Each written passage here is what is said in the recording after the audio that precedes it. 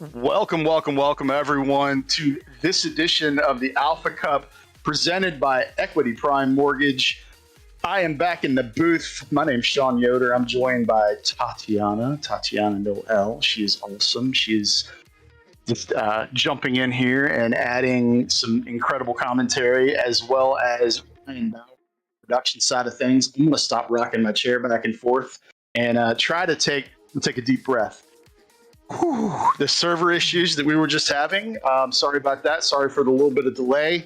That was Gran Turismo side server issues, but I believe we have that cleared up. Unfortunately, we did lose Andy as a result of that. I'm not sure where Andy is at on the planet, but we gave him 3 strikes to try to get out of the pits, and for whatever reason, Andy could not get that car out of the pits. So we are down to 10 for this main event, but it is 10 high-quality drivers, and the battles should be absolutely epic here today at Spa. What do you think about Spa, Tati? Is Spa on the top of your list of favorite tracks, or where does it rank? And what do you think we're getting ready to see here today as this unfolds? Spa's a fantastic track. It's one of my favorite tracks. That doesn't mean I'm the best at it, but it's one of my favorite.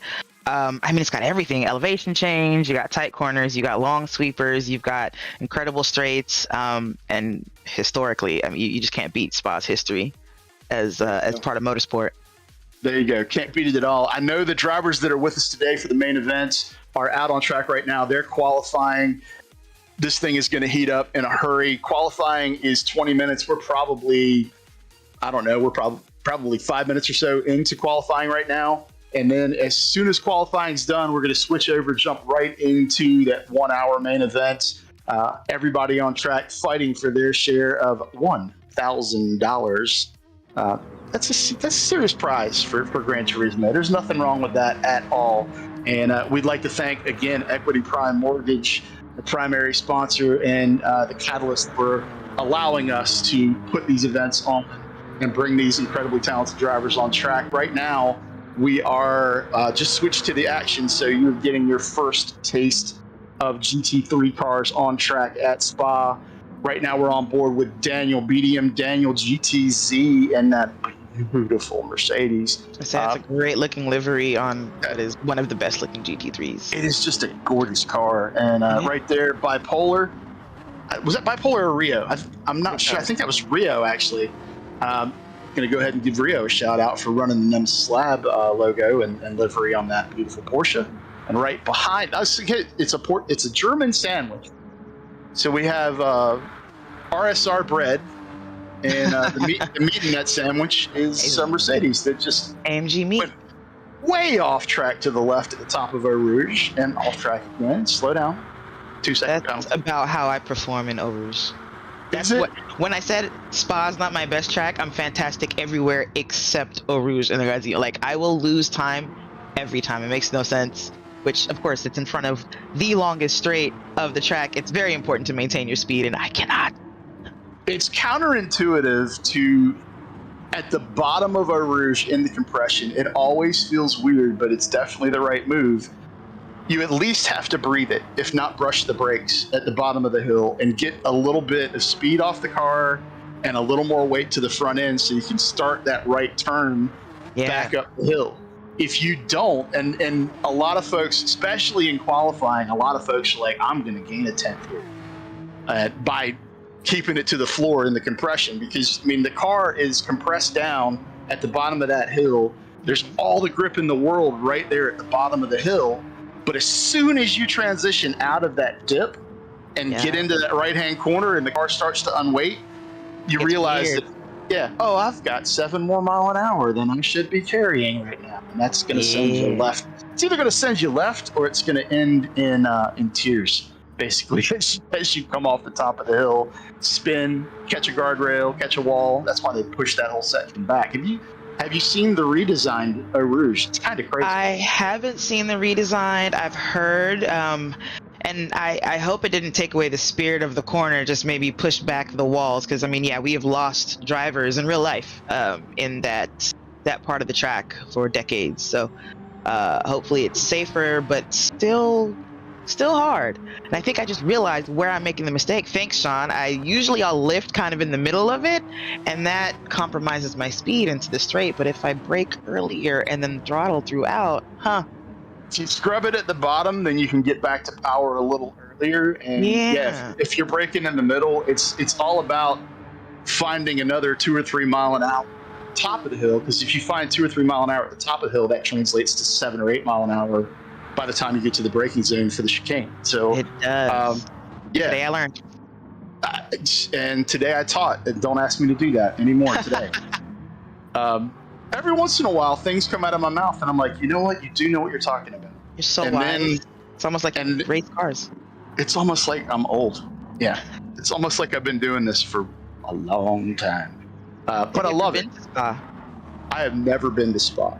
I want to go. I want to go for the 24-hour race. I hear it's just a party. I'm not even going to be there for the racing. It's incredible. I do have friends that have been. I have a friend that went to an F1 race, and it's absolutely unbelievably epic. I've seen footage.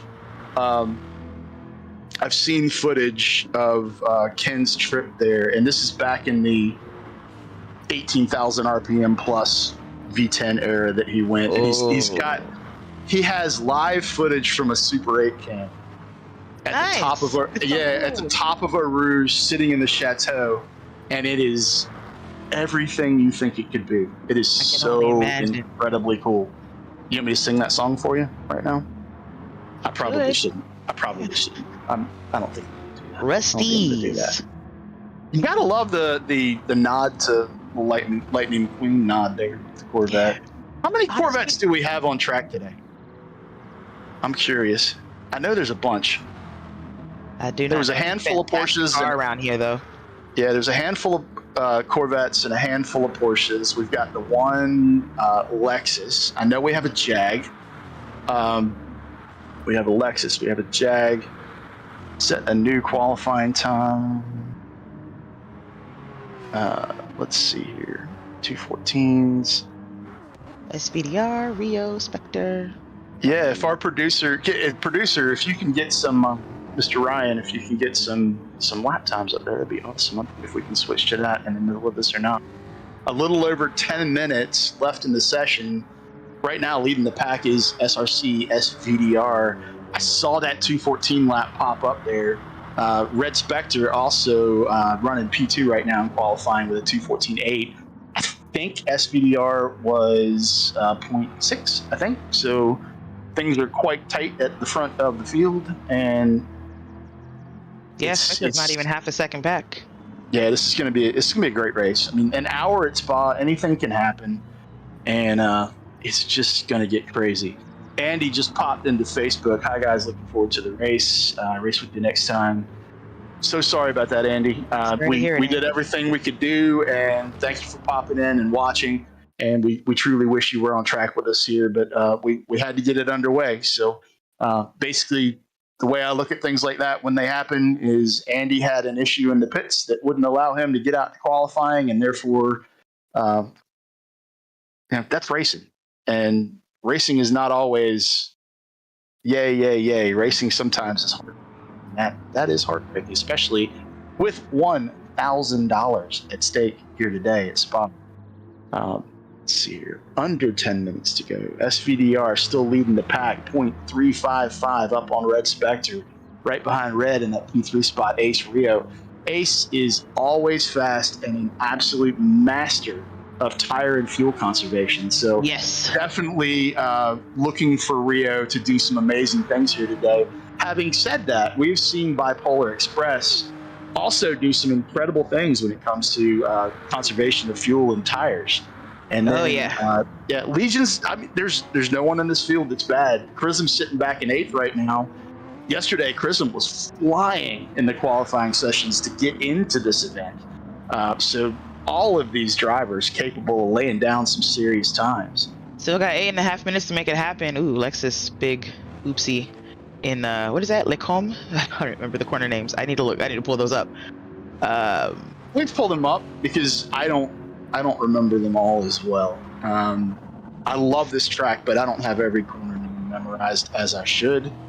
All 10 drivers out on track. It's hard to remember all the corner names of every track you love. I try, but you know, there's so many tracks, and If corner I names had change. That's kind of annoying too when you're like, that's the name of that corner, right? And they're like, nah, that sponsor stopped paying us a long time ago. This is the corner name now. right, like if I had committed all these corners to name or to memory when I was like 14, I'd remember all of them. Mm. But if I committed them to memory yesterday, I'd remember none of them. Probably for the rest of my life. Like it's sitting here over 50, realizing that the brain is not exactly firing on every cylinder that it used to fire on. I'm Uh, 36 and I can't figure out why I can't remember song lyrics. Like I remember all the lyrics that I know, but if you play me a new song, it right. doesn't matter how many times you play it for me. I don't know the lyrics. I know the melody very well. I've got you on the instrumentation. My theory, and you can subscribe to this theory if you want to, Tati, and anyone out there, you're welcome to take this theory and run with it. Eventually, the brain fills up with all of the information that it can possibly hold for however many neurons and synapses and all that stuff that you have. And that's Yep. the universal symbol for neurons and synapses if you're watching the broadcast right. And then you're allowed to learn one new thing a day.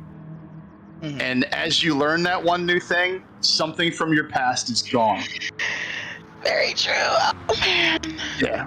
Oh. Yeah. So it's interesting to actually try to figure out what you've forgotten is every bit as frustrating as going, I just did this Learning a new yesterday. thing. Yeah. I just did it yesterday. I did it well. I know it should be committed to memory. Where did it go? It's crazy. That was me practicing all week long in that Lambo you saw me in. I genuinely had to practice every single day to just be able to drive that car. But I was like, dude, on Monday I was doing 54s. Where is it? I learned how to run a 1 minute 54-second lap in this car, and I lost it and never got it back. I don't know what I was doing. Where were y'all last night? Nürburgring? Nerve GP, yeah. Nerve GP, yeah. Tatiana last night running some GT7 in the Lamborghini. Great looking car, by the way. Great, Really good looking livery. car. My friend did the livery for me, a nice like Pride livery. Yeah. I was watching you race and watching that broadcast while sitting in the grandstands at Talladega short track watching dirt track racing. Nice. Thanks for jumping in. That's how ridiculously ate up with the stuff that I am. Oh man. Race all the things. Hashtag race all the things. All the time. If you're in chat, if you're watching right now, obviously go ahead and type hashtag race all the things. And just make that hashtag, like, just make it grow. That's all we ask.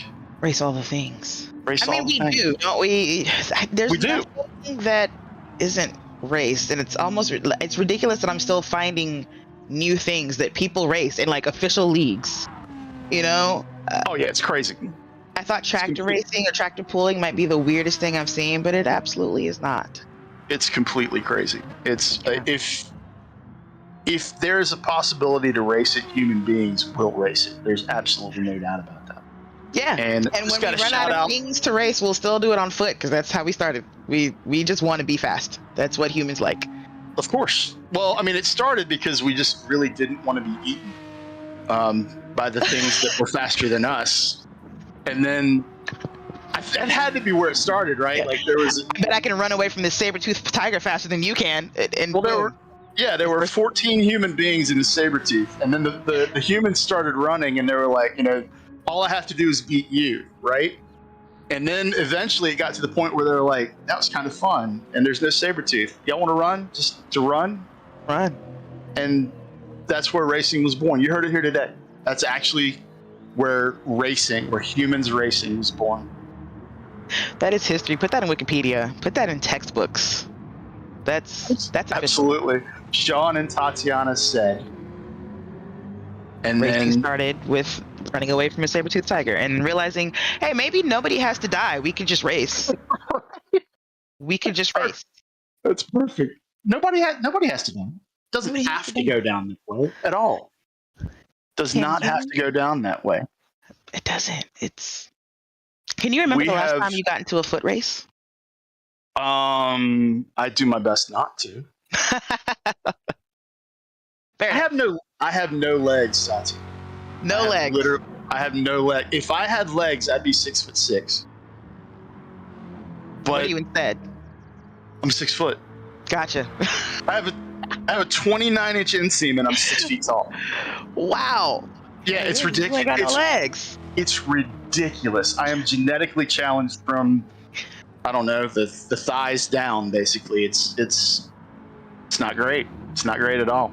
I've got more legs than torso. Like I've gotten into someone's car like to drive it, and I'm taller, and yet I still had to raise the seat from where they were. The math just isn't mathing. No, it doesn't at all. And I sit in any car, and my head is basically one with the headliner, and I can't really effectively drive Lamborghinis because they're so short. Yeah. I used to do exotics programs, like hot lap exotics programs, take people on thrill rides and really cool stuff. And they'd be like, okay, today you have the Superleggera. No, I don't. I don't fit. Right. I don't fit. Not happening. I'll be concussed the first time I hit a bump. Yeah, not happening. Can't bounce over any curbs. Less than 2 minutes to go. Let's give a recap of what's going on right now in this qualifying session. SRC SVDR still out front. 0.370 seconds over Red Spectre. Red Spectre sitting P2 right now in that Lightning McQueen. I guess it's an homage to Lightning McQueen Corvette. Sitting 2.83 in front of Legion right now. Legion is sitting in P3, Ace Rio sitting P4, Bipolar Express P5, BDM Daniel GTZ P6, DWT Seavines in P7, the Audio Muted P8, and I don't know who's in 9th and 10th. I don't know. Oh, there we go. Prism's in 9th, and Lead is sitting P10 right now. We have 10 cars racing with us today for that shot at $1,000. We had 11. Unfortunately, we lost Andy due to a Gran Turismo side server glitch. He was stuck in the pits, and I'm just going to say Andy blew a motor just starting the car up this morning, oiled down the garage stall, and unfortunately did not make the qualifying session. And we had another racer that was supposed to be here with us that got stuck. I'm going to say he got stuck on the M25. I'm not sure where he's stuck, but it's somewhere in the UK, and the M25 is horrible. So if you're from the UK and you're listening, you know exactly what I'm talking about. Where are we at, producer? Mr. Producer, we are 18 seconds left in qualifying. As soon as qualifying wraps, we're going to jump right into 1 hour of racing here at Spa. We're going to have a lot of fun.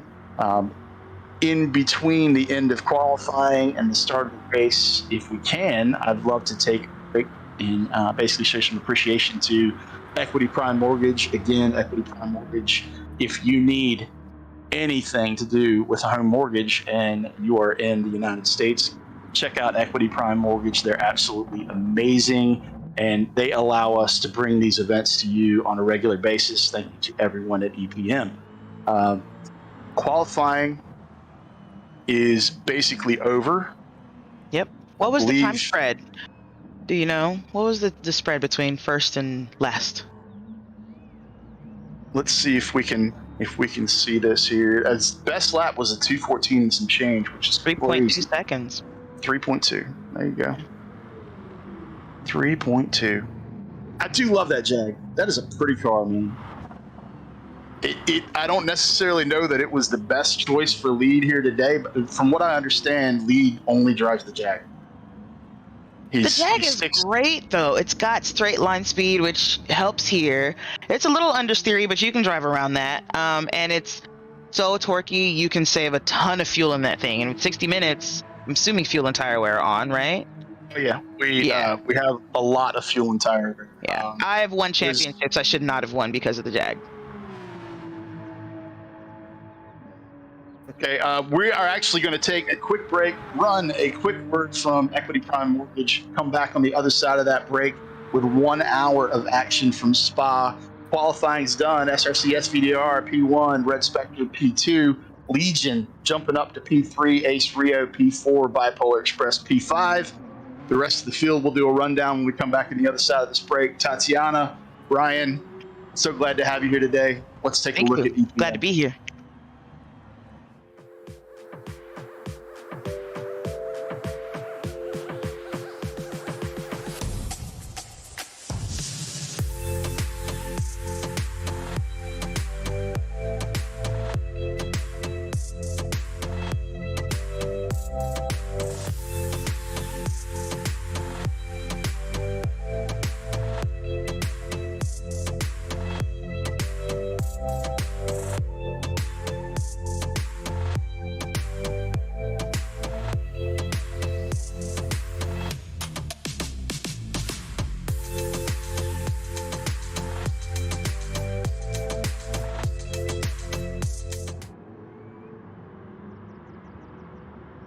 We are back at Spa. We're racing turn one, absolutely crazy. Let's see here. SRC, SVDR out front, followed by Legion.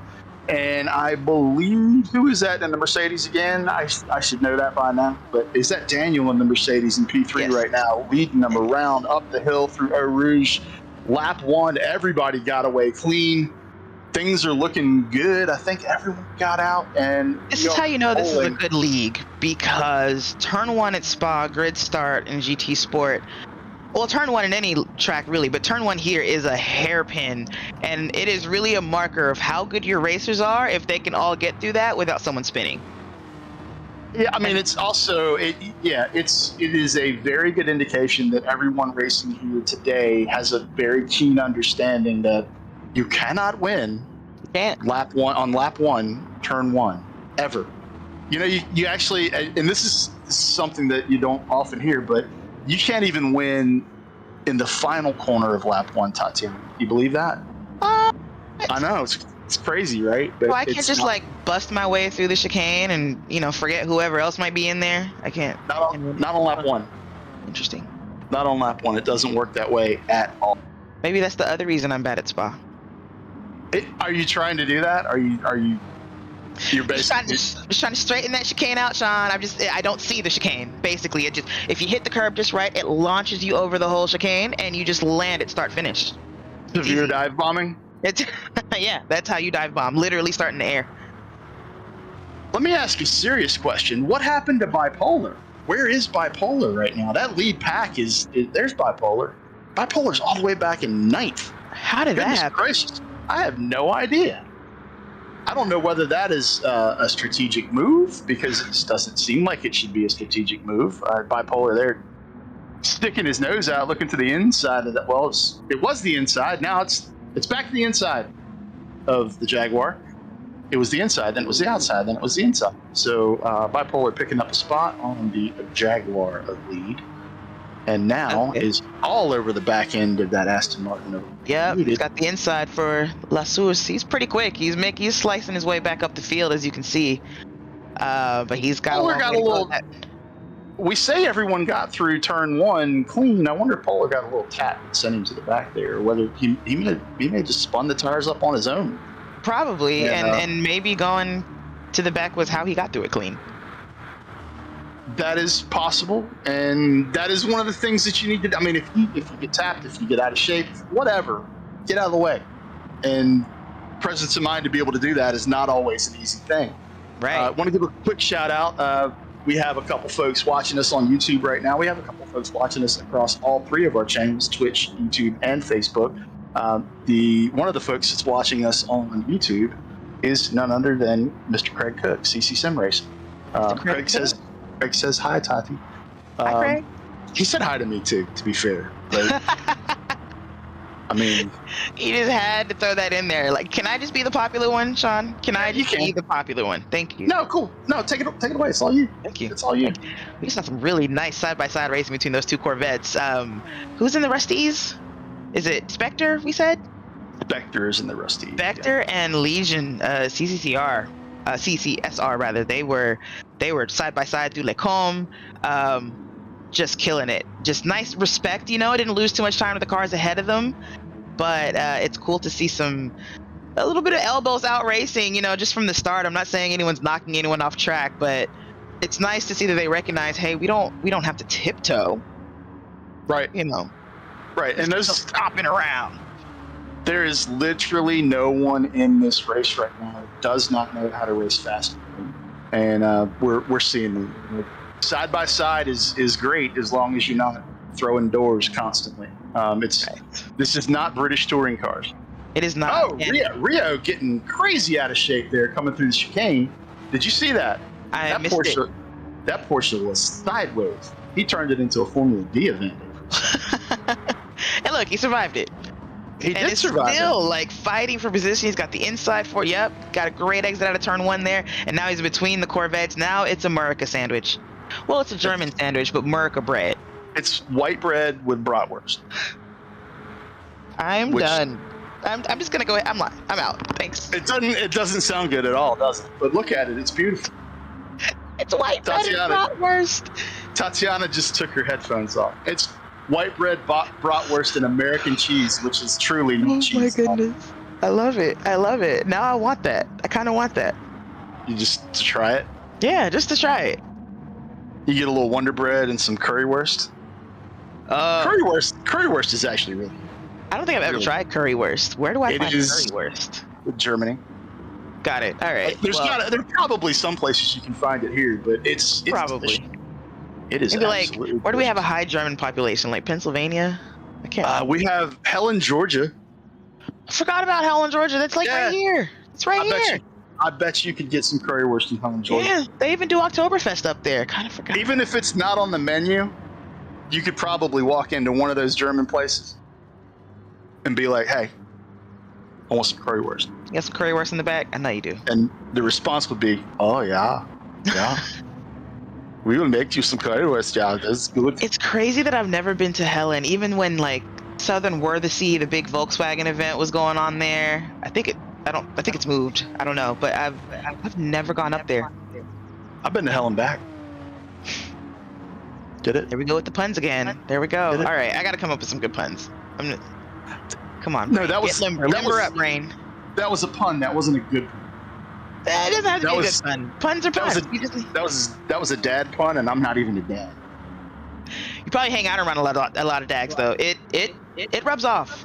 There are some dads. Yeah. Yeah. We act like it's all like dads have ownership of dad jokes, but I promise you spend enough time with one, somebody just went off. Yep. Somebody just went off in the chicane. Daniel in the Benz? Yeah. Yep. That was Daniel in the Benz. Was that an own goal? Did he he threw that off on his own? Yeah. Looked like he outbreaked himself into it, which story of my life. It happens. He's still running in fifth though, and he's not too far back from that pack. What'd I miss? Daniel tried to gas that Mercedes up a little too soon coming onto the front stretch, and big Mercedes-Benz power decided that it didn't really want to keep the tires underneath itself. Oh, and those tires definitely would still be dirty. He went that far off. He was off the track completely. They were dusty. Ooh, Rio doesn't get a good exit. Mo Rouge picks up a penalty. Rio with a penalty. That's rare. That is very rare. So Rio going to have to serve that penalty here. Did he already clear it? It's going to be there. Did he clear it already? Did. No, he's trying to clear it, but he's probably gonna lose that spot. Probably. What are the rules? Do you have to clear it by the end of the lap, or can you just carry that until it bleeds off? Yeah, we're asking them to clear it as soon as possible, and if there's ever an issue like that results in you gaining a position, we ask that you give that position back immediately. Got it. Okay. I don't think he's hit a spot where he could effectively clear. Well, the straight. He should have bled it off at the straight. Now it's like hard for him to get off the racing line to do so. Yeah, I'm going to drop down real quick. Ask Rio to clear that as quickly as possible. I'll be right back. Tati, you carry on as you do so well. Sure thing. Y'all, it's a messy brat and white bread sandwich. You know how sometimes you got a sandwich gets a little slippery. The brat has fallen out of the sandwich. The bread is chasing behind it. But Rio's going to have to bleed off almost a second of penalty, which is almost certainly going to get those two Corvettes past him. And maybe even bring up, who's that in that green Porsche behind? Lead. Might even bring Lead right up to his bumper and give Lead a chance to pick up a position here, because he's not really fighting anyone behind him. He's got a second and a half to Daniel in the Benz, who has got to, try to gather himself back up and get it back together. He's kind of falling down the order here, unfortunately. But there we go. Rio off the line before the chicane. He bled it in a really smart spot. Is it completely gone, though?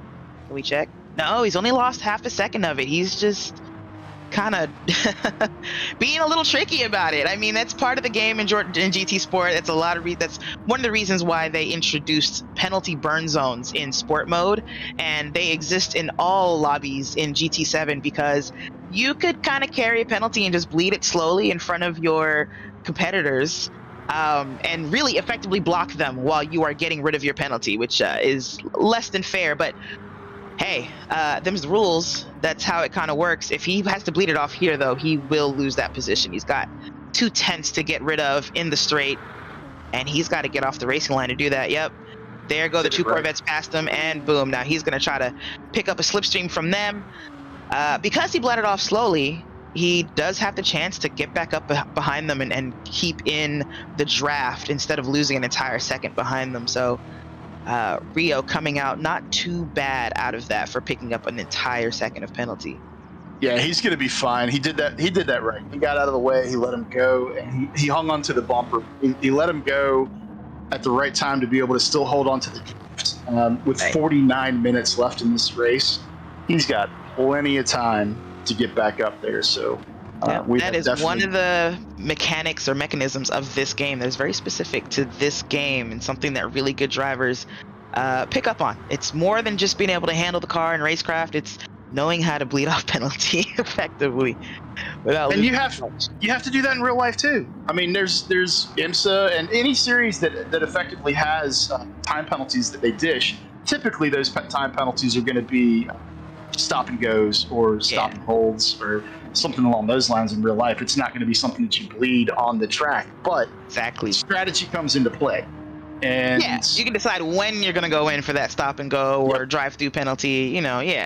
Yep. Situational awareness is huge, and right now Rio and the Legion going at it. I mean, it's really cool to see the way that Gran Turismo implements BOP. And I know to a lot of people, balanced performance is a nasty acronym. A lot of people can't stand it, but it does add a level of, oh my God, look at how hard these cars are racing, to what would inevitably be one mark running away from dominating everyone. Or it would literally end up being, especially in esports, it ends up being, if you don't BOP, it ends up being a parade of whatever car. It's a spec. One make series.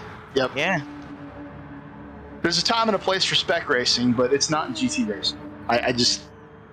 GT racing needs to be as many different brands of cars on track at one time as you can possibly get. I absolutely agree. How much do you love seeing like a KTM battling it out with an Aston Martin, battling it out with a TVR, battling it out with a Porsche? It's awesome. Like seeing the Jaguar out on track here, it's epic. I love seeing that there's a Jaguar and a Lexus and an Aston Martin on track with us today. I want more. I want more disparity, more variety. It's awesome. Have you ever been to the 25 Hours of Thunder Hill? I have. Have we talked about it? Maybe we've talked about that. Was the best race I've ever been to. First time I went. Insane. Simply because of not only just different manufacturers, obviously, but just the amount of disparity on cars on track. I think my first time going what is 2012 or maybe 13, something like that. And I pull up, I immediately go to a fence because the race had already started. I stand next to the fence and I see an Audi R8 LMS. It was my first time seeing a GT3 car in real life. I see an Audi R8 LMS pass by, and then it was like a NASCAR truck, and then it was an E30, and that was being chased by a prototype. And I was like, what am I watching? And then a Daytona Coupe comes out of nowhere. Right. That Coupe has the fastest lap. What? It's crazy. It's bonkers. The first time I went, I was a guest of Mazda, and I was out there. I was working a program for another manufacturer out there on the West Coast. I was about 4 hours away from the track when the program ended. I had to be at the airport at like 11 o'clock the next morning, and I got a call from a friend of mine who was driving with Mazda, and Eric was like, if you're anywhere near here, you need to get out here. We'll get you in. And I was like, I'm 4 hours away, and that'll mean that I'm 3 hours away from the airport. And he's like, I don't care. Don't sleep. Get here now. Get out. Yeah.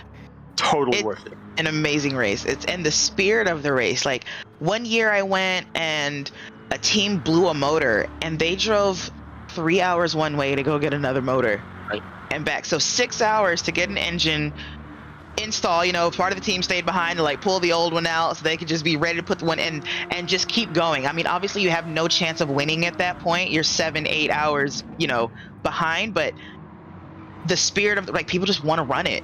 At that point they're like, I don't care, we're gonna finish this race. When the sun comes up, we will be on that track. And they were, I think. Yep. The craziness that is endurance racing, it's why I love all forms of motorsport. I truly do. Like If you want to throw me your keys, I don't care what it is, I will drive it. Don't care. But if I had to pick one form, it's always going to be endurance sports car racing or Same for me. endurance story car. It's just endurance racing in general. I like races that last 6 hours plus. Yeah. I really want them to last 12 hours plus, and if they're 24 hours long, then heck yeah.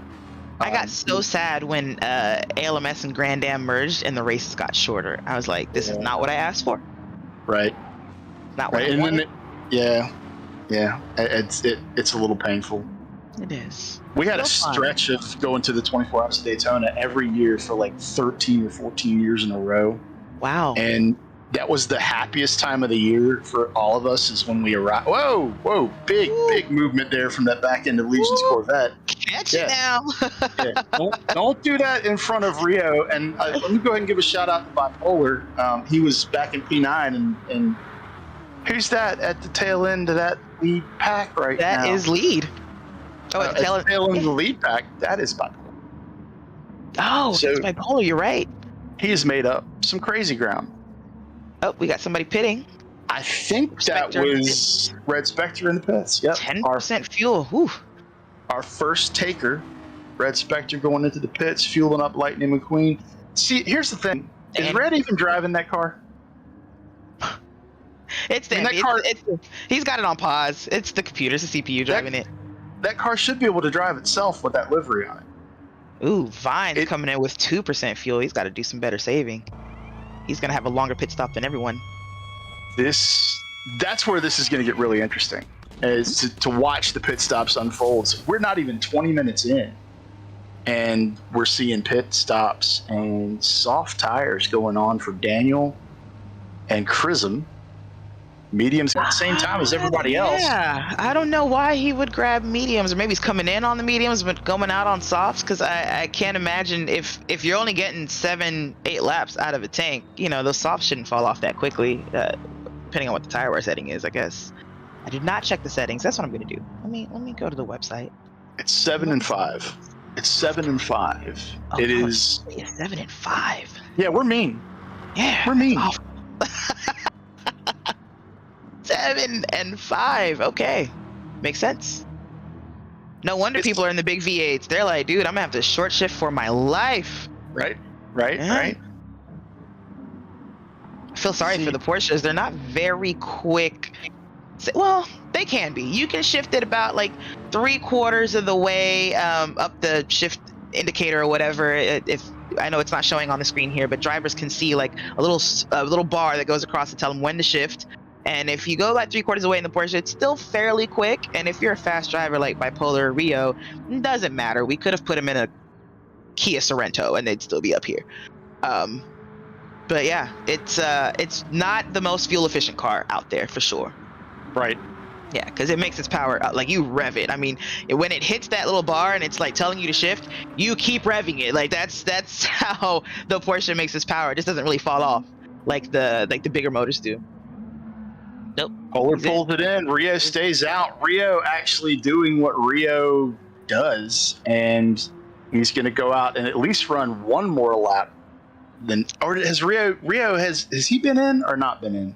I don't think he's been in, and he's looking for the overcut, I'm guessing, but he's been in traffic. I don't, unless he gets past SVDR, I don't see how it could work out for him. Rio's really good at. He's really quick, and Rio's really good at pulling up behind a giant rear wing and basically somehow throwing a grappling hook. Just park it in there. Yeah. He just parks it in there behind your rear bumper. He's like, "Right, cool, just tow me. It's good." And somehow he gets another lap or more out of a car than anyone else. Yep. It is. DCCR comes out on fumes. That tank is empty. I wonder if he had a slow in lap because of it. Did he run out before he pitted, or does he just timed it perfectly? It would be amazing if he didn't run before he was in, because I don't know that I've ever seen anyone come into the pits zero. I've seen it, and sometimes it hadn't run out.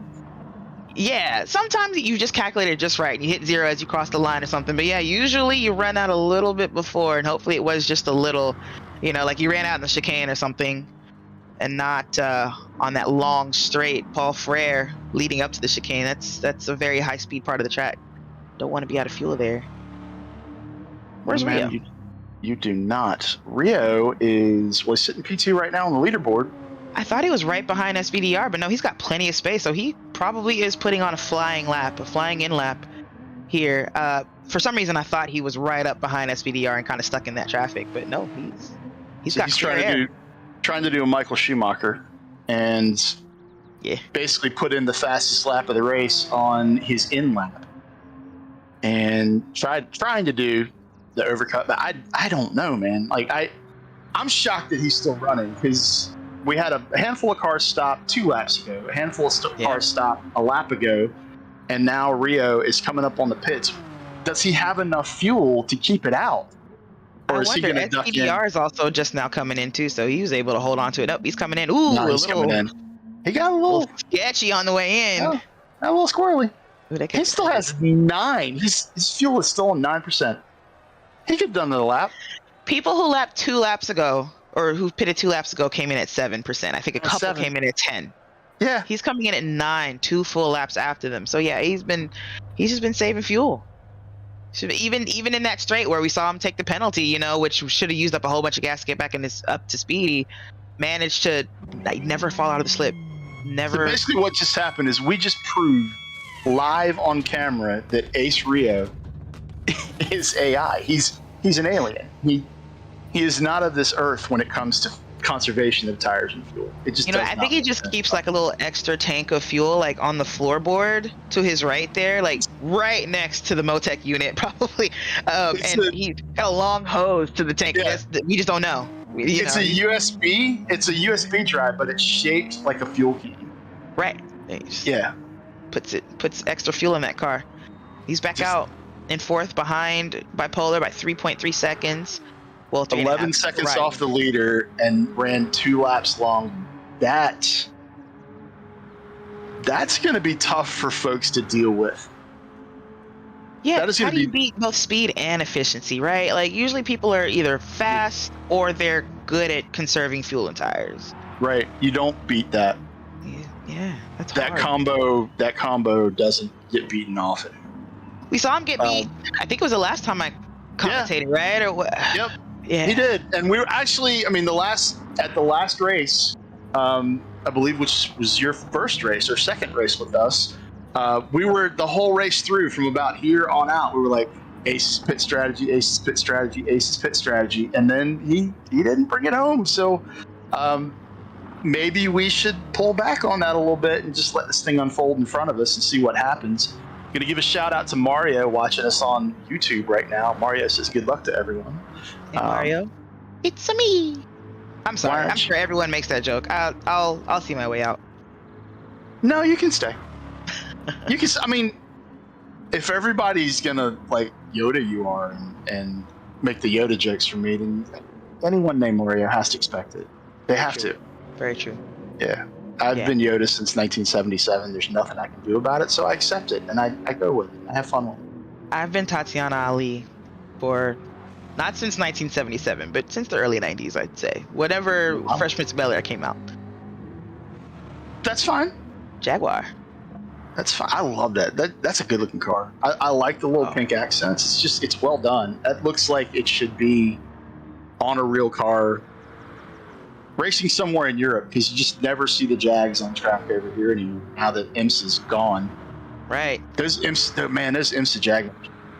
Oh, the F-Type is a bucket list car for me in real life. It's a beautiful car. So good looking. It really is. Have you driven one? No, which is crazy because I put on an event at the Tail of the Dragon every year, and last August a friend of mine showed up in an F-Type, and this year in April when I did it, that friend showed up and a friend in is it the SVR pulled up, and I didn't drive either one, but the supercharger. What a mistake. You know why? Thinking.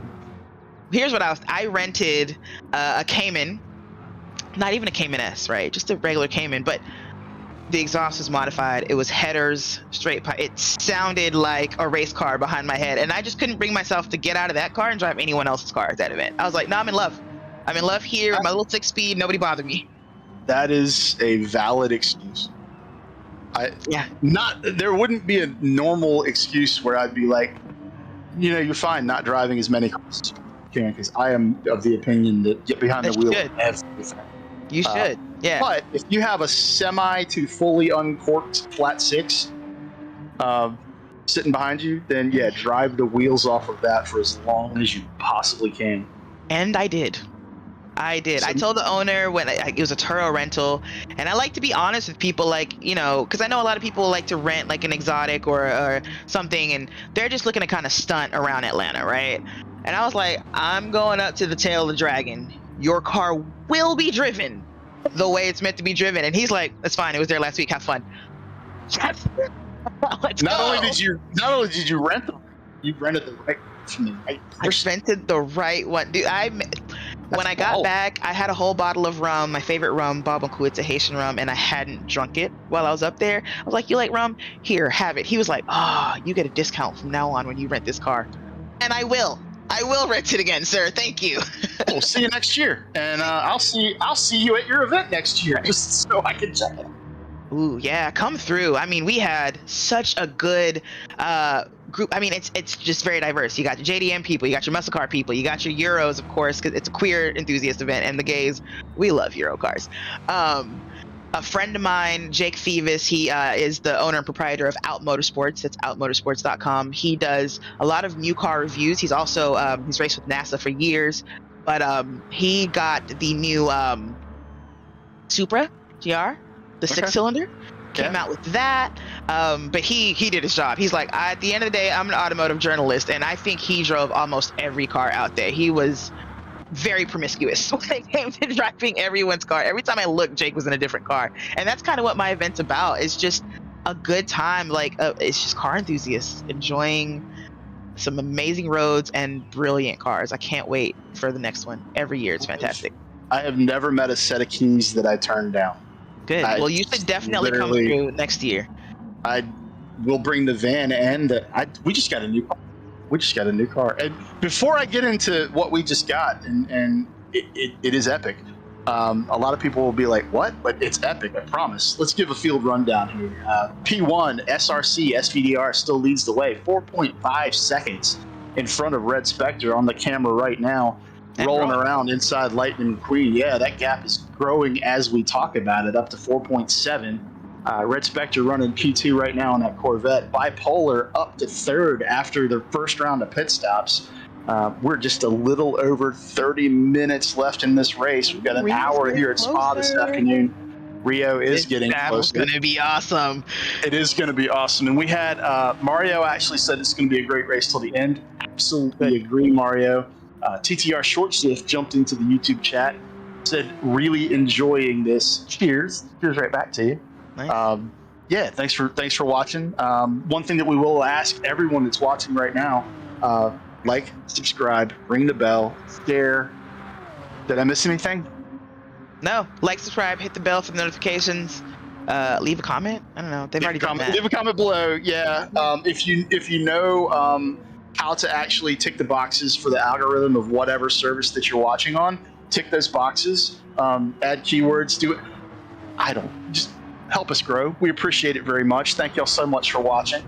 And took a second out of Bipolar in like 3 corners. And no, Bipolar let that happen. There's no way. Bipolar's like, I'm looking for a tow. Come on through. There's no way Bipolar let that happen. He was wide. He was wide in the hairpin, though, Bipolar was. And the other side of this is Polar knows that Rio's on fresher tires.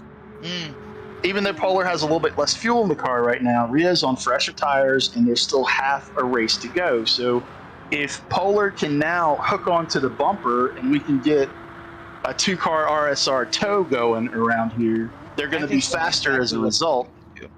And they've got 11 seconds or so, maybe even that, 11 seconds.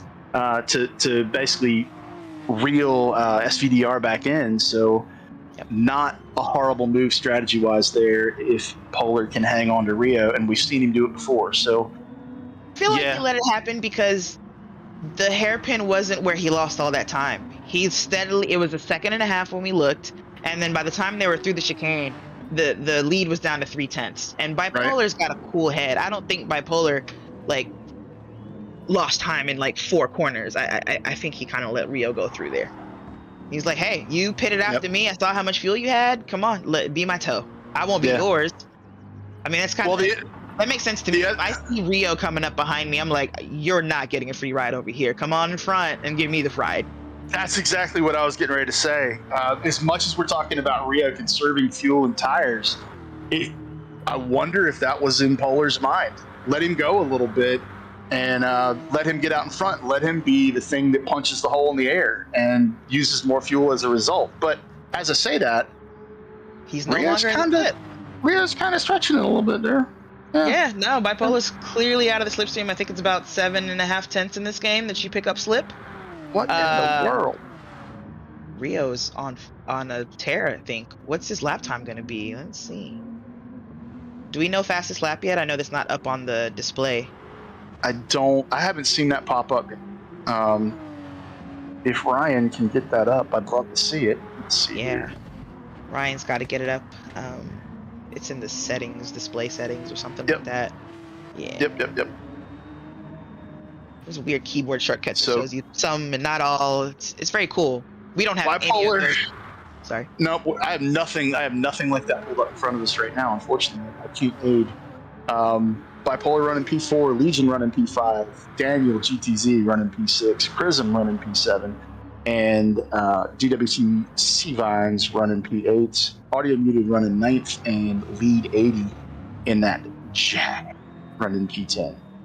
It's just fun saying Jag.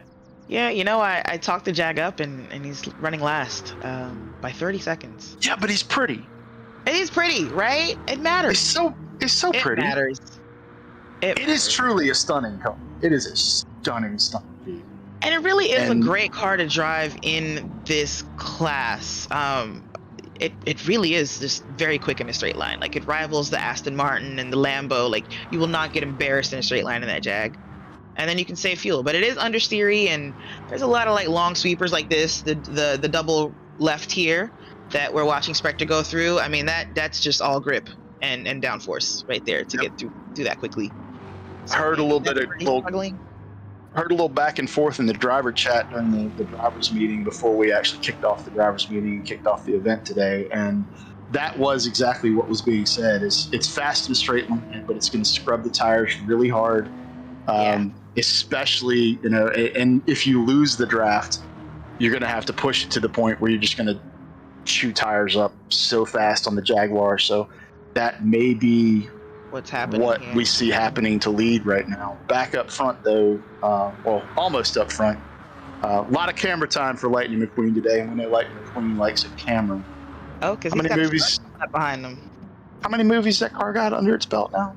Three movies? I think 3, a couple of shows. Oh, he's back in the pits. Lightning pulls it into pits. Honestly, Disney really gave us a gem with cars. I think Lightning was pulling it into the pits. I think Spectre hit the wall going in the pits.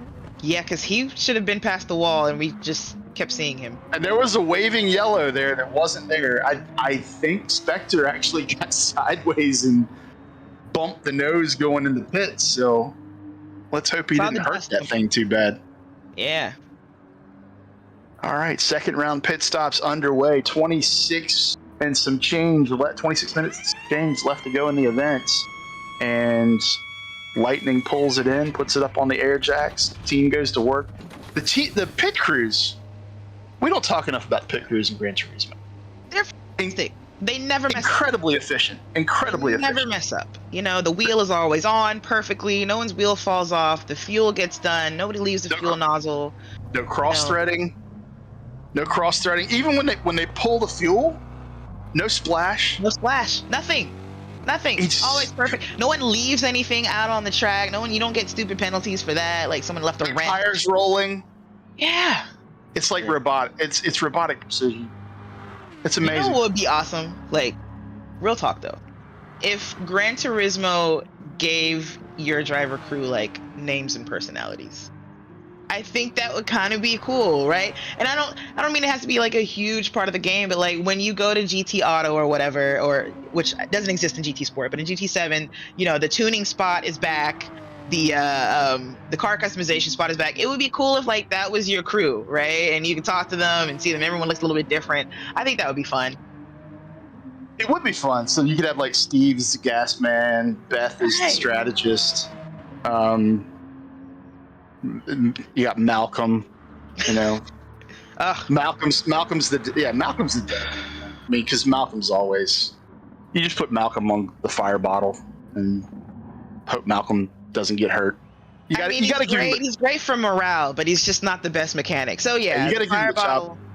Malcolm's kind of me, actually. He's kind of funny and knows a little bit about what he's talking about, but you're like, just stay over there and don't get in the way. I think you're very funny, Sean. Give yourself some credit. Give yourself some credit. I love you. Did the check show up this morning, or because it hasn't showed up yet, but I'm hoping that it can be bigger. That's why I'm playing it up right now. I mean, you just said that, so the check's growing in size. Ching. Listen, I gotta send my E36 to a mechanic an hour and a half away because I'm super picky about who works on my car. So the towing fee, whatever he's about to charge me to get a car that's been parked for 2 years back to daily driver status, I need the check to grow. I can understand the want to build the project cars, and not even right now I just want it to be a good daily driver. You just want it to be cool. Legion in the pits, grabbing tires, came in with 3% of fuel in that Corvette. Yep. Corvettes are thirsty. It's mean. That is totally mean.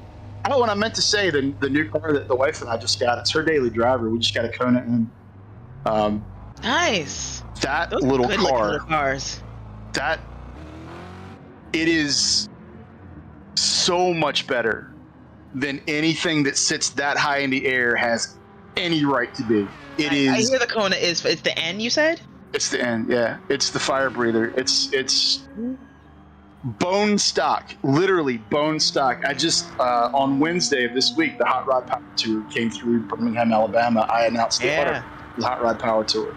Nice. While I was announcing, every once in a while, like we had my minivan out there for a little bit, and then Natasha needed a minivan, so I made some passes in the minivan, which is fire breathing as well, and we'll get into that later. I've heard the minivan.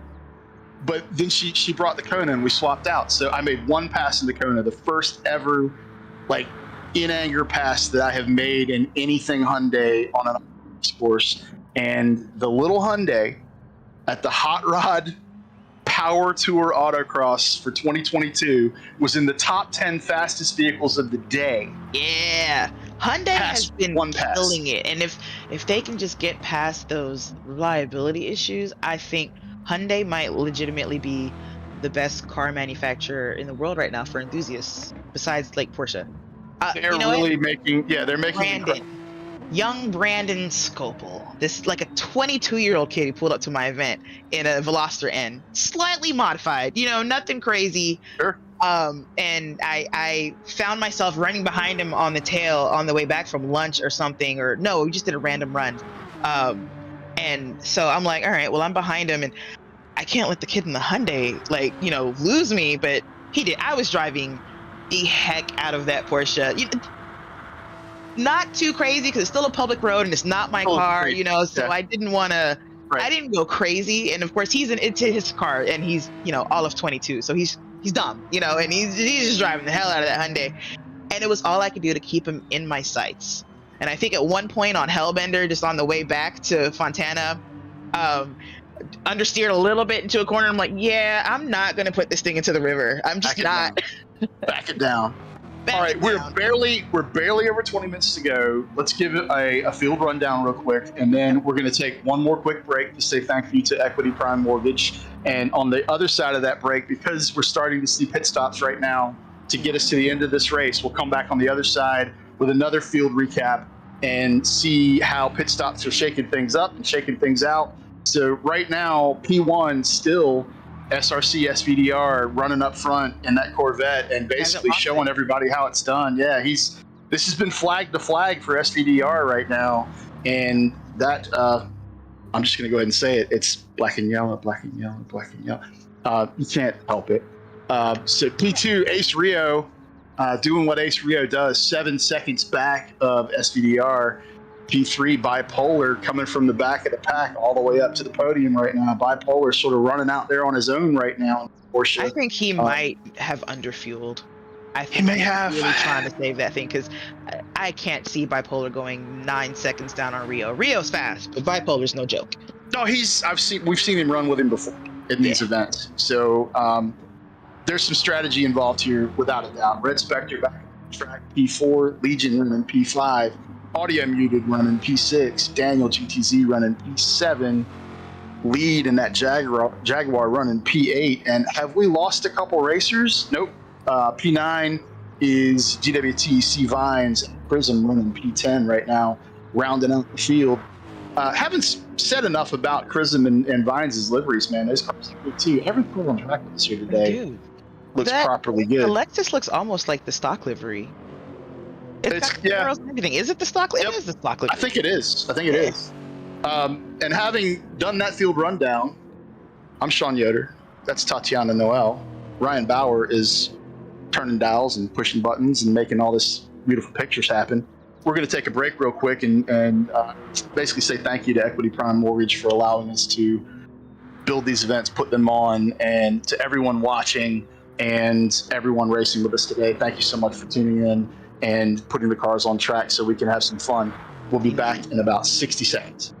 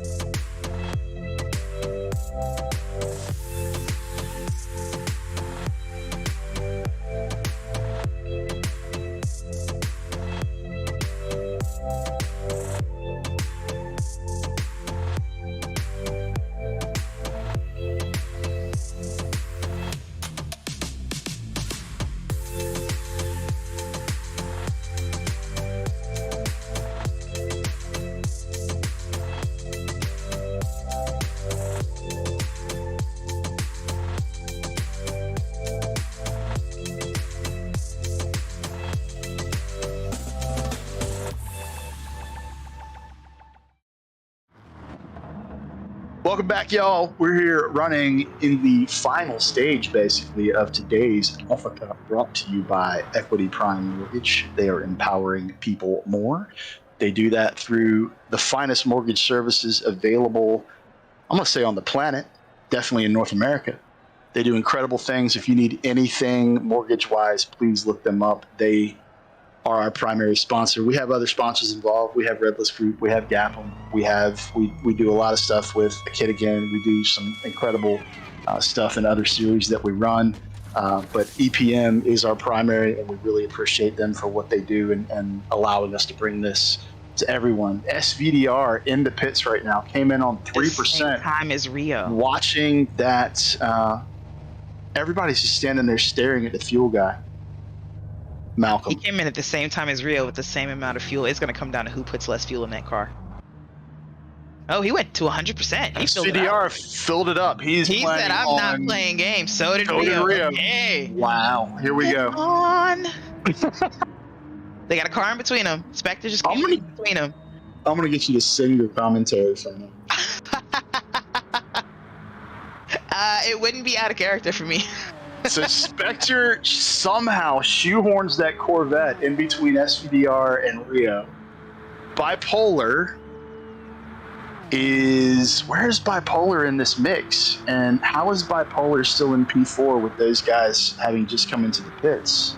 Ooh, he's gonna attack now. He's P5 now. He might really be conserving I don't know for. But why at this stage? You can't be conserving at this stage. You have to be on it 50 right minutes. now.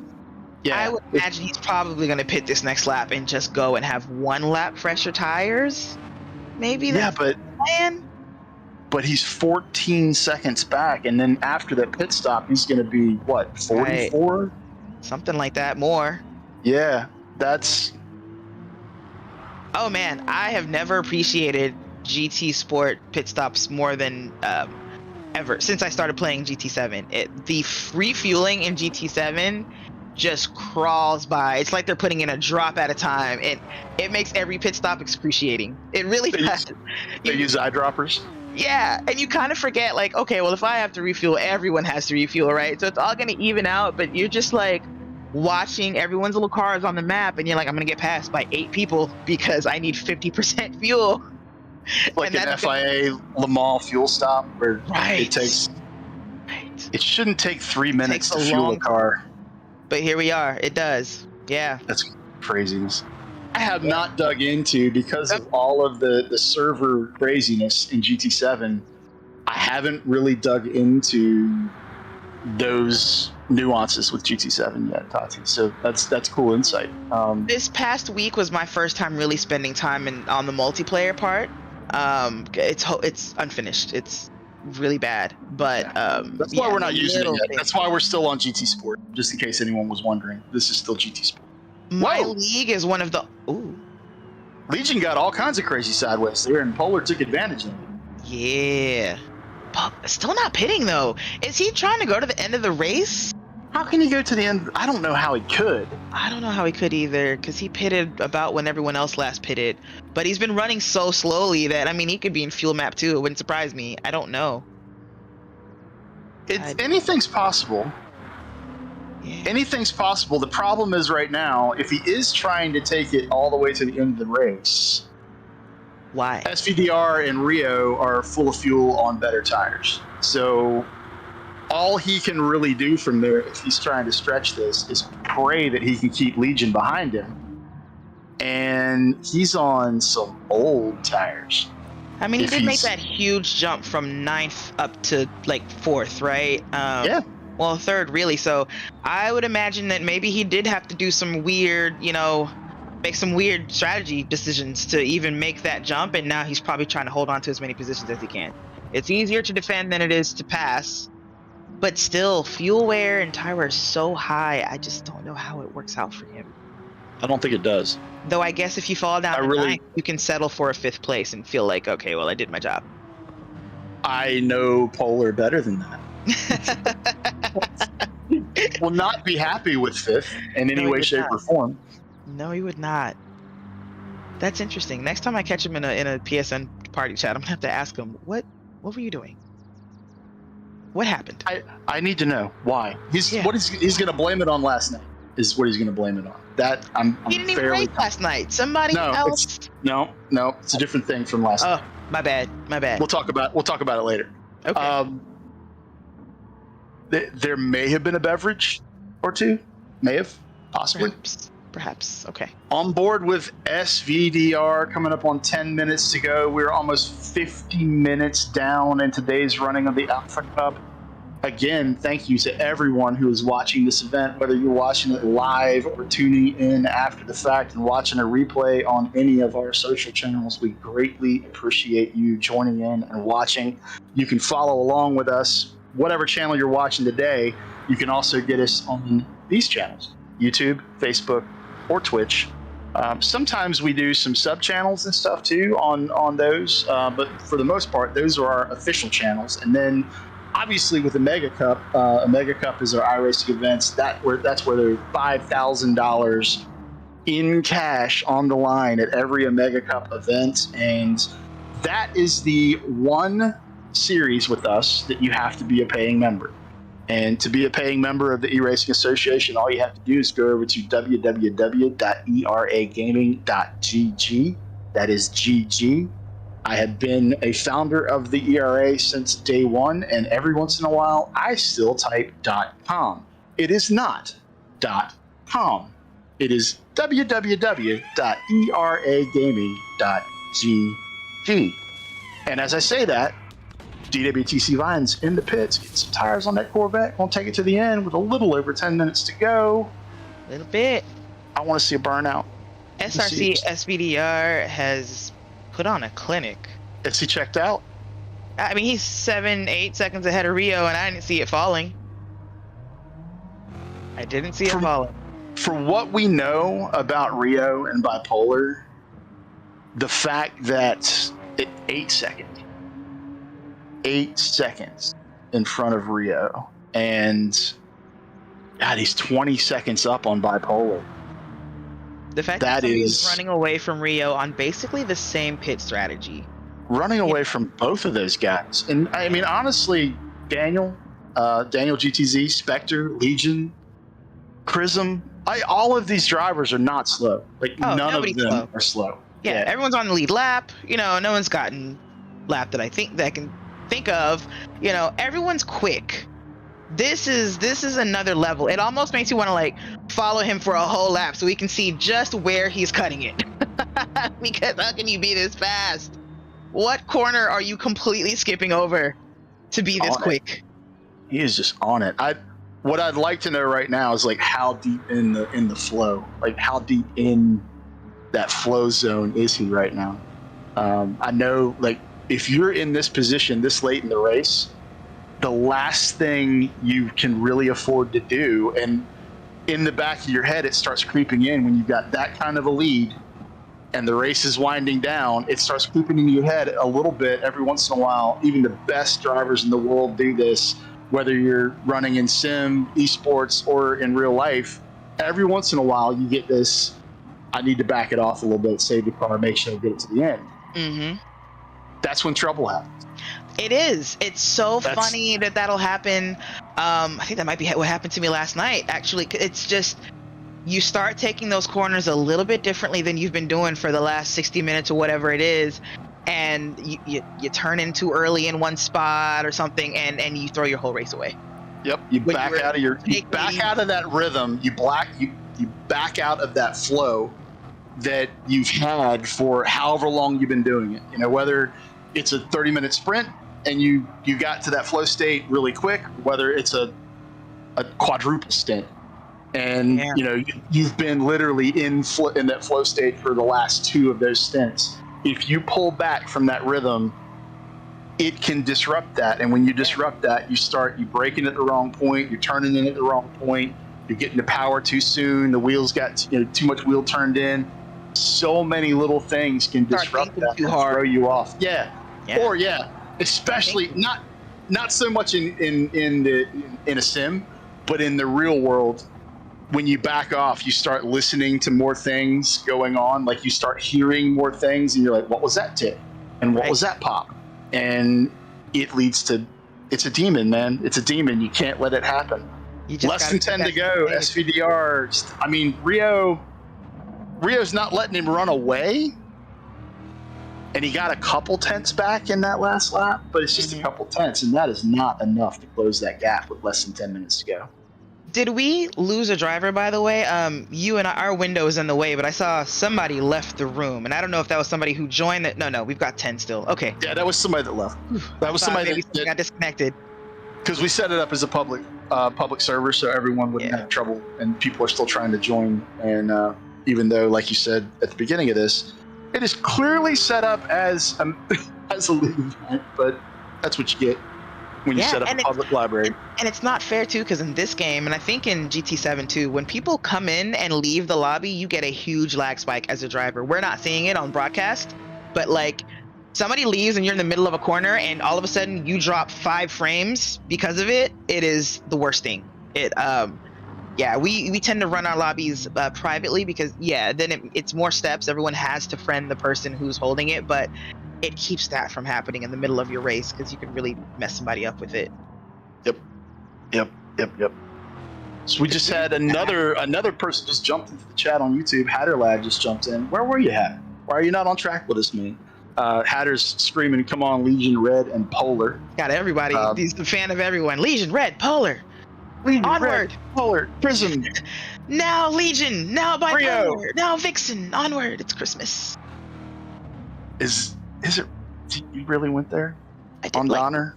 I mean, on Donner, on Legion. I feel like the reindeer are starting to get old, right? And Santa could let them retire and just hire race car drivers to send all. Do they age? Do they age? And why are we talking about this with a little over 5 minutes to go in a 1-hour event with $1,000 on the line? Because we're childish. We are. Look, we play video games. If we are nothing else, we are children. And the cool thing is, once you've reached our age, you don't have to grow up. You don't have to. It's fine. I don't care what other people think about it. It's fine. I truly don't. Yeah. I truly don't. My bills? No. Race all the things, digital, real, Doesn't matter. Race them all. Yes. And have fun while you're doing it. Speaking of which, I might hit the BMX track after this, or well, maybe I'll do it tomorrow morning. It's hot. Don't hit it. Ride on It's it. Don't hot. hit it. Hitting BMX tracks is one of the reasons why I'm broken. Don't hit it. So I'll just ride it. You're Yeah. right. Okay. While we were talking about bike maintenance. while we're talking about reindeer, Rio has taken a second out of SVDRA. Why did I say SVDRA? SVDR. SVRA. That's why. There's a race series that we're going to go racing later this year. Is SVRA. Nice. SVDR. 7 seconds up on Rio right now. 6.9. Is he slowing down or is Rio speeding up? We can't see lap time, so I can't tell. Rio may have actually pulled the damper out, or SVDR may have done exactly what I said don't do and just started coasting. It's kind of hard to say, but we'll see how this ends. That gap is changing dramatically here with less than 5 to go. That vet is thirsty. They pitted at the same time. They both filled up completely, but that vet's going to go through its fuel faster than the Porsche, I would think. Do you think he's having to conserve fuel with 3 and some change minutes to go? I wish I remember the lap that they had pitted on, because Corvettes were doing about 7-8 laps on a tank. And I don't remember what lap he pitted on. If he's having to stretch, are we looking at 9 laps that he has to do to the end? I don't know. I didn't do my I really don't know. We need if anyone out there wants to be the stat person in the book. Yes. We definitely need a stat. Yes. It is hard to talk about this stuff and pay attention to what's happening. But you and I need to talk about things like the new car that we just got and reindeer being replaced by that's how we keep this thing fresh. That's it. So if you're a stat person and you want about another second gone, but 3 minutes left, that means 2 laps left. A second a lap's not going to get it done. I think it was more like a second and a half a lap, but I don't. Even at that, it's not going to get it done. He's still got to make the pass, and SVDR, if he is conserving, he probably knows that I'm conserving so that I can get this last lap or half a lap, and not have to worry about Rio coming up on me or being able to battle if he needs to. It's going to get interesting. Mario said it was going to get interesting coming to the end, and it is going to get interesting coming to the end. SVDR is a top split driver, and I'm surprised he's winning. Yeah, Hatter, he's flying, man. He's flying. By the way, Bipolar, despite what we said, still in third, still in podium. Yeah, we saw him get past. Yeah, if we could go back to Polar, I'm curious the gap between Polar and Red Spectre right now. Red Spectre known to... he got all the space. Red Spectre got all... Yeah, Red Spectre's 21 seconds back out of P3 right now. Yeah, so. Bipolar's in no man's land. Just take it home. Just bring it home. Okay. Absolutely. All right. So impressive. Sometimes we sound like we know what we're doing. Sometimes we flub it, man. That's the commentator's life. We were spelling disaster for Bipolar. We were like, I just don't think he can. He probably won't. Think he can hold on. We're so negative. We evidently missed his pit stop. I think so too, because there's no way he's still. Yeah, there's no way. There's no way that he did one less stop than everyone. I think Red Spectre did pit. I think I saw Red Spectre pit. We saw Spectre pit for his final stop, but we did not see Polar pit. So, a little over a minute to go. SVDR leading them back around. I believe we're going to get one more lap in this thing. Ace Rio P2, Bipolar P3, Red Spectre running P4, Legion running P5, Daniel GTZ running P6. Running for PDM. Prism 25 running P7. Audio muted P8 and 9 and 10. I do not know what the order of 9 and 10 are. I know it's lead. And someone else. And let's see here. Yep. Let's see here. Audio muted is in P9 and lead is in P10. Yeah, Vines just picked up another spot for P8. Yeah. Keep digging, man. For the points, hey. Never give up. Never surrender. 4.5 seconds. That gap is coming down in chunks, but I think he's got it. We'll see. He is clearly coasting around this track in like 5th gear though. Because the way that gap is coming down in chunks, Yeah, yeah. He is just breathing on the throttle. It's coming down. Go. It's coming down in like tenths, not just tenth, but tenths at a time. But I think SVDR. There's.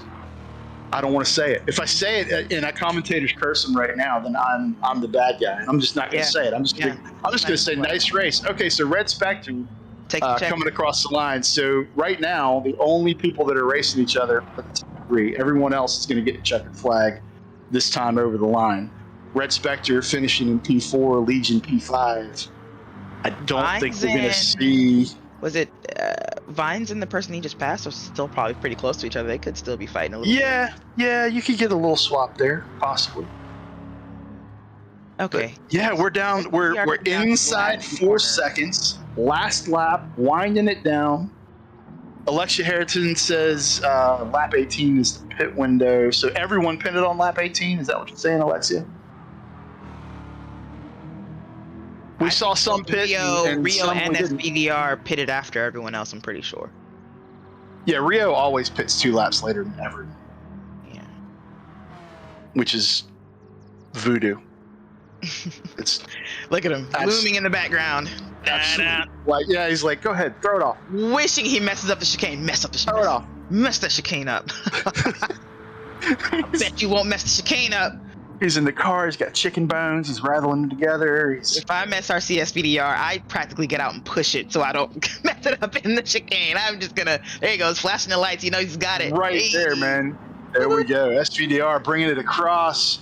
Rio bringing it across. That means there's pretty much no doubt that Bipolar is going to take the top or the 3rd spot on the podium. Yeah, and there you have it. Taking the checker. 27 laps in an hour at Spa in GT3 cars. Where is Bipolar? Is he that far behind? He was 20 seconds back. Oh, he's hitting the chicane now. Okay. Yeah. Wow. No way. What did he do? He spun it. I mean, there's no one behind him to take it from him. Well, stick around for the interviews because we're gonna give him heck about that. Oh yeah, that's funny. You had one job and you've done it until the very last 5 seconds. And of course, we got it on camera because you were the only car left on track. I gassed out of habit. It was a disaster before I realized he can't lose the position. But like as soon as I saw him sideways, I'm like, oh, okay, we're good. SRC SVDR bringing it home here in the Alpha Cup today. That was pole position, fastest lap, clean race. That was a command performance. That was an obscenely good performance, an unbelievable performance. Not just hot lap. Give us your thoughts, Tati. I need thoughts and feelings. My thoughts are I haven't accomplished anything in my life clearly, because these drivers are just phenomenal. Very clean race. I don't think anyone got bumped. Anyone had any issues. I mean, Bipolar did fall down to 9th, which was not really explained. There might have been a little tapping. There were a couple taps, but for the most part, that looked like really good sportsmanship across the board from what I saw. Pretty diverse field too, which was good. A lot of Corvettes, but got an Aston Martin in there, got an F-Type, got AMG. We've got all the car manufacturing continents are represented in this race. Yeah, we are truly international with our GT Sport events in the Alpha Cup. Yeah, it's awesome. I mean, seeing drivers coming in from all over the world and racing together on the same track, and knowing that you've got a handful here, you have a handful over in Asia, you have a handful over in the UK. It's when you think about that, it's kind of crazy and amazing. It is. And to be able to race like bumper to bumper, right? To have the technology and have the server ping to be able to know that this guy in Malaysia, I can trust that his car is exactly 2 inches off my bumper, right? That's insane. Yep. Collision boxes and the way that the damage is set up and all that stuff it's different from sim to sim, but any sim that you can jump in and have truly international competition like this is, in my book, that's a win in and of itself. There may be some things that we can nitpick. There's no perfect sim, always, but at the same time, there's truly no perfect real world race car event either. Right. Everything has its little here and there. I think we're going to wind this one up with one more spot from Equity Prime Mortgage. Again, just as a thank you to Equity Prime Mortgage, they are empowering people more through amazing mortgages. We're going to grab the winner right on the other side of this quick break, and we'll take it to the end with our driver interviews when we come back.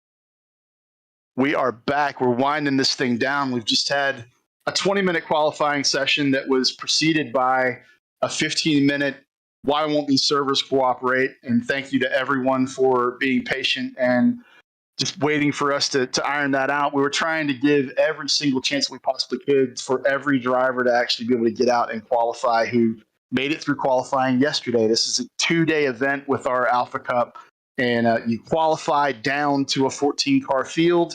We had a couple cars not, unfortunately, in the race with us that qualified yesterday due to technical difficulties, and actually lost one trying to get qualifying started. And the way I always look at that, if you have a disconnect or you have issues actually joining or whatever on the day of, that's basically like a mechanical failure. Pretty much. If you're in the real world, and those things happen, it's never fun to be at a real track and go to fire your car up and go, that's a rod nut, or why is that leaking? Or why is that leaking? Did this puddle be under me? Yeah, what's that puddle? That doesn't make any sense at all. So we have problems, and we do our best to fix them. Joining us in the booth right now, he tried to get his camera working. Unfortunately, we're having some technical difficulties there. Is SRC SVDR. SVDR, you put on an absolute clinic out there today. Yeah. We don't typically see that big of a gap between P1, P2, P3 in these Alpha Cup events. So how did the race unfold for you? That was amazing. Yeah, exactly. The clinic was needed. This race was intense. It was a very strategic race with very much of fuel saving involved and tire saving also. I think Rio almost got me in the end. He caught up the pace, and I think he was better on tires. But I sweated all the race long. It's so hot here in Poland right now, so yeah, I'm very excited that I won, and yeah, that was a great race. Thank you for joining us all the way from Poland. Tati, I'm sure you have a question or two for SVDR. Go ahead, fire away. Well, what happened in the end? So you're saying Rio was catching up the pace? It wasn't you slowing down, it was Rio turning up the wick? No, I think I was consistent from the very beginning, but I think Rio was really growing in the late stages of the race. I think his car was also better on fuel, so he could rev up a little bit more. And yeah, I think one more stint, and we would have had a great battle. Well, you are obviously a master at strategy then to eke it out, just enough to make it and finish. You still finished by several seconds, so congratulations. Thank you. Yeah, it was just enough. Everything must have been mastered to finish 3 seconds ahead. So Who's your race engineer? Tell him to call me. myself. So Tatiana's hiring SVDR. That's what we just heard, and I have to ask. This race is obviously we have some prizes on the line here. You took home a share of the biggest share actually of $1,000. Any cool plans for that? Dumping anything into a race car? Dumping anything back into the sim rig? What are you doing with that share? And again, congratulations. I don't know. Something good. I think travel. Travel's good. Yeah. Travel's good. Travel's good. Get out there, see the world. Now that we're finally opening back up some, get over here to the States. Come on over to Alabama. Check out Barber Motorsports Park, and we'll put you in some cool sim rigs. Ooh. Sweet home Alabama. All right. Yeah, man. Come on. Congratulations, SVDR, taking it home, putting it on the top spot of the podium in that Corvette. That Corvette looking good in black and yellow. Got to do it. Can't help it. There's no way around it. So SVDR, congratulations. And we're going to say goodbye to SVDR. We will return you to your day already in progress all the way on the other side of the world from Tatiana and I and Ryan. Man is in Poland winning an Alpha Cup event with the eRacing Association and Gran Turismo Sport. Epic stuff. Bringing into the booth right now, we have Bipolar Express. I think Rio may have actually bugged out. So if Rio actually left us, let us say a heartfelt congratulations on running P2 today. And I wanted to talk to Rio about what it felt like running him down there at the end. Were you not surprised by his response to, were you slowing down? I really thought that he was doing that on purpose. Yeah, I thought he was slowing down to make it to the end. I mean, that's what we talked about. He said, well, the Corvette's a bit thirstier, so maybe he's like, I got to conserve to make it. But no, to find out that Rio turned it, and to find out that Rio turned it up that much, you know what I mean? It wasn't like, oh, Rio's taking a second out of him. Rio took 3 or 4 seconds out of him in the case, like in 2 laps. And I'm the last 4 laps, it was 9 seconds. Wow. Just how did you even find it? Find that pace? It doesn't make sense. He's Rio. That's how he found it. So enough of that. Congratulations to Rio taking another chunk of that $1,000 back to his home country. He is another one that's way outside. He's in Malaysia, I believe. Malaysia. Is it Malaysia? Yeah, way outside the U.S. Truly international event. And making it even more international, we have Bipolar Express in the booth, bringing it home P3 today. Thank you so much for coming up here to the booth, sir, and bringing it back to the States, down in Alabama. Bipolar Express, getting it done. Congratulations, man. That was a heck of a drive. I have to ask, and then I'll ask this question, and then I'll turn it over to Tati for more. What happened at the start? You're muted. Did we have it? Talking to us. Bipolar, you're muted. Unmute yourself. He's telling us, but he doesn't want the rest of the world to know this. We're experiencing technical difficulties. Bipolar Express, his microphone is basically muted, and it's not our fault. And if he doesn't unmute it in about 10 seconds, we're going to have to go ahead and close things out. So, Bipolar, unmute your mic if you can hear us. If you can't hear us, I want to know about the drama. What happened? I really want to know about the drama. I want to know what happened at the beginning of the race. So we're going to give him a second. While we're giving him a second, thank you again to Equity Prime Mortgage. Vine says, thanks for hosting, guys. It was great fun. Hey, can you hear me now? Yeah. There we go. It's Bipolar.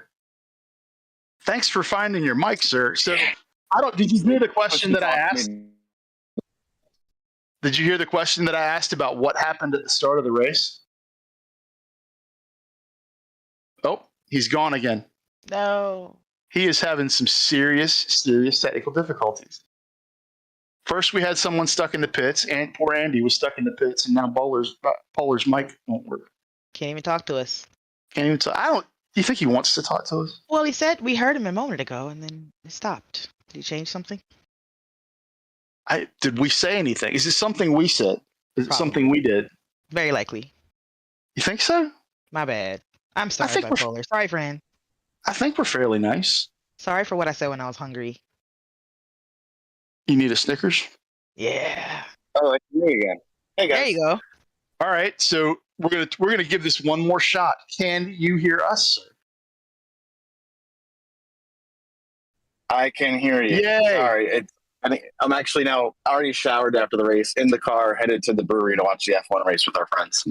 I don't even want to know how that's possible, You're but good fast job. in everything. How have you showered and gotten in your car and you're on the road? His wife dumped a bucket of water on him while he was sitting. Yeah, I am in Southern Alabama, right? So how much do I need to shower? Actually, truly, all you need to do in Alabama right now is just soap up because you're already soaked. It's Pretty much. Yeah. 143% humidity. Yeah. It's ridiculous. So I'm going to ask for the 12th and final time. What happened at the start of the race? Just was trying to stay in tow. Followed a line that was just a little bit too tight and got myself a penalty. I knew it when it happened, and Okay. Okay. wasn't really happy about it, but I figured We couldn't figure out. in the tow. We just couldn't figure out why you all of a sudden were back in P9. It was like, Yeah. Because the start was so clean. I'm like, nobody got hit. No, I just followed. I followed a little bit too close. I cut the line. I knew it, and then I got the second penalty. And you don't want to lose the tow, right? So I just try to take it out right away and get in the back of the pack, and then just go from there. If you are going to lose the toe, lose the pinky toe because it's like the less important of the group. That's a really bad one. Yeah, and I just wanted to make sure I had fuel, right? I mean, it was a fuel race for sure. The vets struggled. Our winner did a great job, not only having pace, but keeping the fuel in the car. That was awesome. Yeah. I mean, you got up to P3, though, from 9th place. Big penalty at the start, made your way back into a podium position, which I'm not going to lie. Don't watch the broadcast because just don't watch it, okay? But good job. Don't watch it. What is okay? I'll be honest. Me and Sean, we were like, what is Bipolar doing? When is he going to pit? He's not going to make something. He's not going to be able to, get up on Rio this way. It didn't look like you were going to hit the podium. And then I looked down and I'm like, he's still in 3rd. Yeah, we didn't really understand how it played out. Like we missed your pit stop and thought that you were trying to stretch it to the end, and we were like, that's not going to work. That's not going to work at all. So you snuck a pit stop in on us, basically. Yeah, so you kind of knew that you needed to make it to 20 minutes, right? And that'd be a 2-stop race. And when I saw like Red, Spectre, and then Legion both pit at like the 24, 25-minute mark with the vet, I was like, okay, I'm going to be by myself a little bit. Yeah. Get some hot and there's no catching Rio. And the leader, he just checked out. I was more every lap from like this 18-minute mark, was just checking the times for the front. I don't know if you saw me a couple times. I had my hazards on, swerving around, being an idiot for a little bit because I just got bored. No, you got bored and still got to a podium after. Don't talk to me anymore, Bipolar. Speaking of getting bored, your crew and especially your body man or woman, whichever the case may be, hates you. Just going to throw that out there. What was final lap, final corner? You just threw it off. Final lap, final corner. Yeah, so I'm not really good at drifting, and that's why I shouldn't try it. So it's last corner, first gear, send it, and that was literally a show-off move. Excellent. Funny. Yeah. I wanted to do something fun. I was trying to do a little sideways action earlier because the tires were just whooped, and didn't really work out there either. Here's what you don't do in the middle, the beginning, or the end of a race where there's $1,000 prize on the line. Probably shouldn't do that if it's not your thing. Just throwing that out there. In my defense, I crossed the line and I was third place car, and then everybody else got to check the flag. So you were the only car going up. It was only going up, and I wasn't going to catch those dudes. So yeah. Do you have anything else to ask Mr. Express before he goes and watches Formula One? Yes. Teach me how to be fast, and then I'm going to watch Formula One too. Anytime you want, Taddy, we can go and do some laps and some training. I'm all about that. You know that. Let's do it. I think you jumped into my practice lobby once earlier this week, immediately threw down a 55 when I was struggling to get out of 57s and left, and I was like, you know what? I don't like it here. I was asking. I was just me asking. All right, y'all. I think we're gonna release Bipolar to his afternoon and an afternoon of Formula One with friends. Congratulations on putting it on the third step of the podium today, Bipolar. You've had a couple of these podium finishes with us now, and just great to see you back. I know couldn't make the last one, I believe it was. So great to see you back. Great to see you running as good as always. And a massive congratulations again to SRC SVDR for running that Corvette. Just ran it into the ground and put on a show. SRC SVDR, your winner today of this round of the eRacing Association Alpha Cup. Ace Rio coming home P2. Couldn't get Ace in the booth for an interview after the race. That's kind of a shame, but he's a hard Ace man to get. Yeah, he's taking a chunk of that $1,000 back to Malaysia. We got no problem, and he's taking a big chunk of that $1,000 back to Malaysia over the all of these events. He has been on the podium multiple times. So is Polar now, and SVDR, heck of a job. Anything you want to say to wrap it up, Tatiana? And I'm even going to ask Ryan, anything you want to say to wrap it up? Awesome event, y'all. Just thank y'all again for putting on great events and having me in the booth. That's it. That was so quick. I'm fast like Bipolar. Ryan, thank you so much, man, for doing what you do. Any observations from the other side of the camera today? They won't be able. We can't hear Ryan. He's got it set to where they can't hear him. Ryan just says thanks everybody for watching and tuning in and allowing us to do what we do. I am Sean Yoder. That is Tatiana Noel. And man, we have had such a good time and can't wait to do it again. Our next event, before we cut this thing off, our next event is going to be a Fiesta Cup. We are going back to Mario Kart next month. And then after that, back to the Omega Cup for the big bucks. If you want to get involved with us at the eRacing Association, all you have to do is go over to www.eragaming.gg, get signed up with whatever series you want to run. The only one that requires you to be a paying member is our Mega Cup. If you want to run for the big bucks with us in NASCAR, Gen 7, NASCAR, top of the heap in iRacing, that's going to cost you a little bit of money to get involved, but the prize for every Omega Cup event is $5,000 cash, with a giantly skewed amount of that going to the winner, because we want to make winning those things incredibly meaningful. It's not like we don't appreciate the rest of the podium, but the winner doesn't take it all, but the winner takes most in our events. Same thing can be said for Alpha Cup. And we have cash and prizes available in the Mario Kart events as well. As Mario Kart events we have a kids event and an adult event. The adults can only race in the adult event, but the kids can race in both. And the kids that race in the adult event are assassins.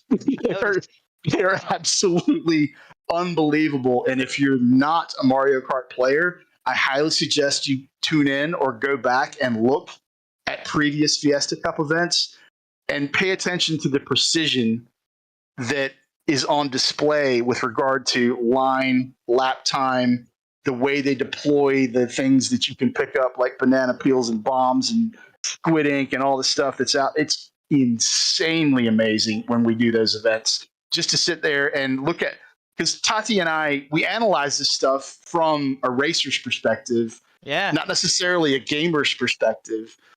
And it's really interesting to watch what everybody that's running Mario Kart is capable of. High level of skill. A high level of skill that, quite honestly, I don't possess. I'm not saying that.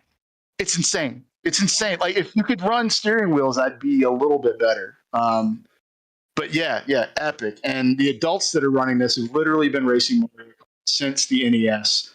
And they're aliens. Unbelievable stuff. I'm going to stop talking. I had a blast today. Tati, you have a good time? Excellent. Always. We're going to shut her down and let y'all take one more look at Equity Prime Mortgage. They're empowering people more through amazing mortgage programs. Go check them out. Thank you so much. For myself, Tati, and Ryan, we're done. We'll see you next month with some Mario Kart action. Y'all be good. Have a great rest of the weekend. Happy Father's Day, y'all. Happy Father's Day.